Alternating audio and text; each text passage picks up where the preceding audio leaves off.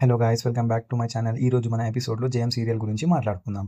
ఇక వీడియో మొత్తంలో పాస్ట్లో చేసిన దారుణమైన తప్పు వల్ల ఉన్న ఒక గట్టి పశ్చాత్తాపము, కూతురి దారుణమైన తల్లి బాధ, ఇంకా అనన్య ఇచ్చిన గట్టి ప్రామిస్ చుట్టూ నడుస్తూ ఉంటుంది. ఇక మొదట్లో శకుంతల సుధాని నాన్న మాటలు అని శపిస్తూ ఉంటుంది. మా తమ్ముడికి నువ్వు చేసిన ద్రోహానికి నీకన్నా బిడ్డ దూరం అయ్యింది, నువ్వు ఎప్పటికీ సంతోషంగా ఉండలేవు అని గట్టిగా శాపించి గుర్తు చేసుకొని సుధా ఫుల్గా ఏడుస్తూ ఉంటుంది. సుధా బాధపడుతూ తన అన్నయ్యకి ఫోన్ చేస్తుంది. అన్నయ్య ఫుల్ హ్యాపీగా గంగా బాక్సింగ్లో గెలిచింది అని సెలబ్రేట్ చేసుకుందాం అనుకుంటే సుధా వాయిస్ వేసి దావత్ కొట్టేసి మ్యాటర్ అడుగుతూ ఉంటాడు. సుధా చెప్తుంది అక్కడ నీ దగ్గర వదిన ఏడుస్తూ ఉంటుంది. అన్నయ్య నన్ను నాన్న మాటలు అని మాట్లాడింది అని బాధపడుతూ ఉంటుంది.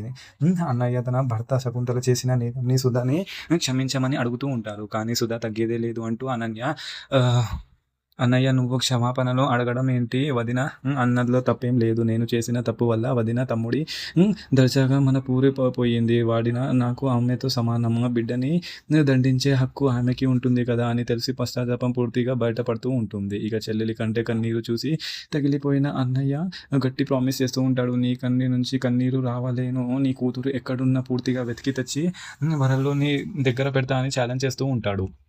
ఇక ఫోన్ పట్టేశాక అన్నయ్య రుద్ర ఇంకా రంగని పిలుస్తాడు. సుధా కూతుర్ని వెతికే పని మొదలు పెట్టండి, తన కంటికి కన్నీరు తుడవాలి అని గట్టిగా చెప్తూ ఉంటాడు. రంగ యాక్చువల్గా గంగని ఈ వెతికే పనిలో ఇన్వాల్వ్ చేద్దాం అనుకుంటున్నాడు.